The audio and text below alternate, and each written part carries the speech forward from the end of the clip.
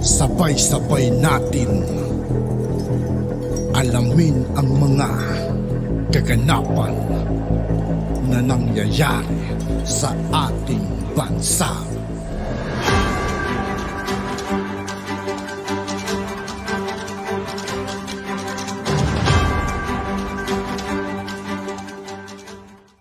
Yo, what's up mga kaibigan? This is I2K po again. Ngayon nandito naman ulit tayo sa channel ni Pinas News Insider. Dito ulit tayo magbibigay ng komento at reaksyon. Kaya samahan nyo ako guys. Let's go! Ito ang balita ngayon.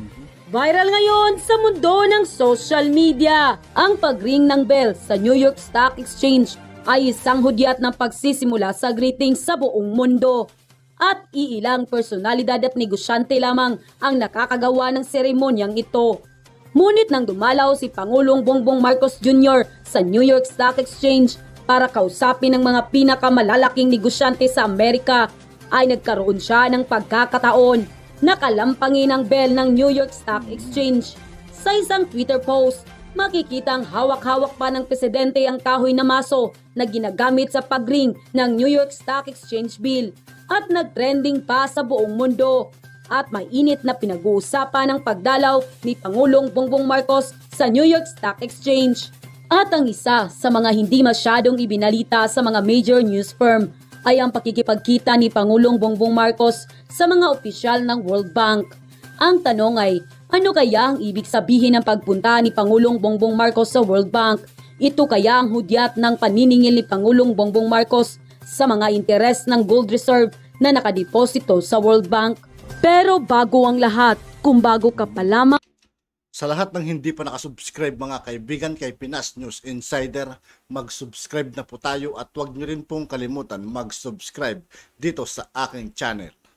sa aming channel, please huwag kalimutang mag-subscribe at i-click ang notification bell para mas maging updated pa kayo lalo sa lahat pa ng bagong video na i-upload namin. At ito na nga mga kababayan, nabanggit ng isang whistleblower ng dating attorney ng World Bank na si Karen Hughes na may nakatagong mga ginto ang ating Pangulong Marcos sa mga malalaking mga bangko sa buong mundo. At isa na dito ang US, particular na sa World Bank. At ito rin ang isiniwalat ng dating First Lady Imelda Marcos sa kanyang mga interview sa loob at labas ng Pilipinas. At matagal nang pinag-interesan ng buong mundo ang paggamit ng gold ng dating Pangulong Ferdinand Marcos Sr. sa pamamagitan ng pagpapautang ng fiat currency na backup ng mga ginto ng mga Marcos na dami mga kaibigan sa mahigit trilyones na dolyar ang halaga. Kaya naman, para hindi pag-interesan ng World Bank ang mga ginto ng dating Pangulong Marcos Sr., ay kanyang pinatulog ang kanyang mga kayamanan sa pamamagitan ng pagta-time deposit ng dating Pangulong Marcos sa kanyang mga ginto para sa mga Pilipino sa World Bank ng mahigit na 50 years. At ito ay expire noong taong 2000. Kaya naman tumakbo sa pagkapangulo ang dating unang ginang Imelda Romualdez Marcos dahil nais niya sanang ipamahagi ang mga kayamanang ito sa taong bayan. Ngunit siya ay nabigo dahil siya ay pinigilan ng mga oligarkiyang kumakalaban sa kanyang pamilya. Ngunit kay buti ng Diyos, dahil ang ating presidente sa kasalukuyan na si President Bongbong Marcos Jr. na ang namumuno at siya rin na magbubukas ng daan sa mga adhikaing naudlot ng kanyang mga magulang para sa taong bayan. At lito-lito lang sa hindi masyadong ibinalita ng media na pangyayari sa ating kasaysayan at tanging SMNI lang ang nag-scoop nito, ang pagdalaw ng Pangulong BBM sa World Bank para pag-usapan ang mga kayamanang nakalaan para sa mga Pilipino. Sa ulat ng SMNI, nakipagpulong si Pangulong Bongbong Marcos sa World Bank official sa New York. Kuha pa sa litrato ang presensya ng House Senior Deputy Majority Leader at Ilocos Norte Representative Sandro Marcos. Kabilang rin dito ang Special Assistant to the President na si Secretary Antonio Lagdameo, BPI Secretary Alfredo Pascual, Philippine Ambassador to the Philippines si Manuel Romualdez at Department of Finance Secretary Benjamin Jukno. At nandito rin si NIDA Secretary Arsenio Balisican at BSP Governor Felipe Medalla na bumubuo sa economic team ng ating bansa.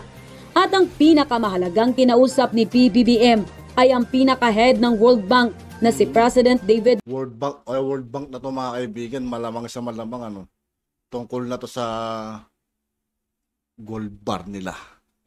Malpas, at hanggang ngayon ay hindi pa naisiwalat ang pinakadetalye ng pinag-uusapan dito. Kabilang din nandito ay si Prime Minister Tony Blair, ang Prime Minister ng pinaka-makapangyarihan na bansa ng Europa, ang United Kingdom. Kung ating mapapansin, ganun na lamang ang mainit na pagtanggap ng mga world leaders sa ating Pangulong BBM. Ano kaya ang ibig sabihin nito? At ano nga ba ang pakay ni PBBM sa World Bank? Sa mga diehard BBM supporters at diehard Marcos supporters, bukhang alam nyo na at kung ano ang nais naming ipahiwatig at makikita nating halos pilang-pila ang nais makipag-business transaction sa ating Pangulong Marcos para lang di naman sa kapakanan ng ating bansa. Isa na itong malaking hakbang ng Pangulong BBM na sa wakas matutuldukan na ang pinakaadhikain ng kanyang namayapang ama para sa sambayanang Pilipino. Dahil ang ating leader ay ang pinakarespetadong presidente sa buong mundo. Dahil siya rin ang pinakamayaman sa lahat, hindi lamang sa pananalapi at ginto, kundi dahil sa kanyang gininto ang puso, na tapat na nagmamahal sa kanyang mga kababayang Pilipino. Mga kababayan, tunay nga na ang isang magaling na leader ay hindi makikita sa anyo kung anumang degree ang pinag-aralan nito. Dahil aanhin natin ang leader na mataas ang pinag-aralan kung siya naman ay bumagsak sa ugaling may katapatan sa nagmamahal sa kanyang kapwa. Hindi ba't mas mainam na ang antas ng isang pagiging magaling na leader ay may pusong ginintuang makakapag-alay ng kanyang lakas at buhay sa kanyang nasasakupan? At dahil nga sa balitang ito, hindi naman mapigilan ng marami sa ating mga kababayan na magbigay ng kanilang hinaing at komento sa mundo ng social media. At ayon pa sa kanila, ayan na mga kapatid, sa lahat ng mga oposisyon, sana po imulat na natin ang ating dalawang mata. Sobrang nakakataba ng puso ang ginagawa ng ating pinakamamahal na Pangulong BBM po. Salamat po Tatay Digong, Pangulong Duterte. Ikaw po ang daan sa lahat ng mga plano ng mahal na Pangulong Marcos Jr. po. Salamat po sa lahat. Mabuhay po tayong mga Pilipino. Ito na ang hinihintay ng lahat, ang pagsisimula ng pag-angat ng ating bansa. Mabuhay ang Pilipinas, mabuhay ang ating Presidenteng Marcos, mabuhay tayong lahat. Ito na ang umpisa ng ating pagbangon at pag-angat. Trust to God lang po, mahal naming PBBM. Ang iyong mga plano ay unti-unting matutupad sa gabay ng ating Panginoon. The long wait is over. This is it mga kababayan. Kaya kailangang mag-aisa tayong lahat para sa ikauunlad ng ating bayan. Protektahan natin ang ating mahal na Pangulong Bongbong Marcos dahil nasa kanya ang susi ng tagumpay nating lahat. God bless us all. God bless the Republic of the Philippines. Mabuhay!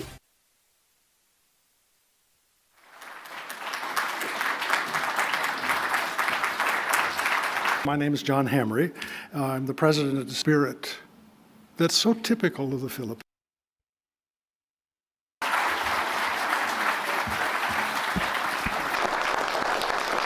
I dare say that in a similar vein, the future of the United States will hold more promise if the U.S. works closely, hand in hand, shoulder to shoulder, in lockstep with the Philippines.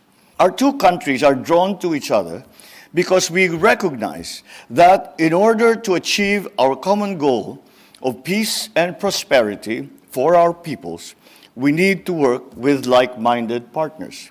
It is for this reason that I called for evolving our alliance to make it more responsive to present and emerging challenges. It is because national security is no longer simply about territorial defense. Economic security is national security. The United States consistently ranks amongst our top 3 trading partners and top 10 sources of foreign direct investment.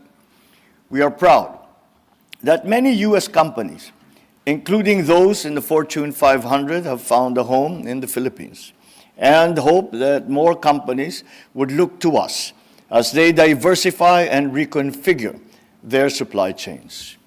I make this case for forging closer economic ties because creating prosperity And realizing human potential will not only make the Philippines a more reliable alliance partner for the United States, it will also strengthen our democracies. A bilateral partnership that works for our peoples will in turn attract the support that it needs to thrive, creating a mutually reinforcing circle of trust, one that will truly bring our alliance, our partnership, and our friendship into the 21st century.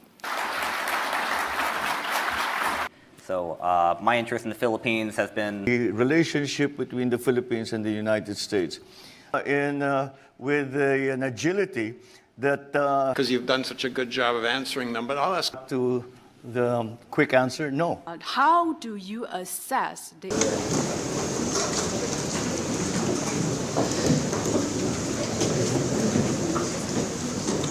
At yun na nga mga At yun nga po mga kaibigan, dito po nagtatapos ang ating reaction video. Muli ako po si I2K ng Sundalo ng Dunggalo at 811. Maraming salamat sa patuloy na pagsuporta.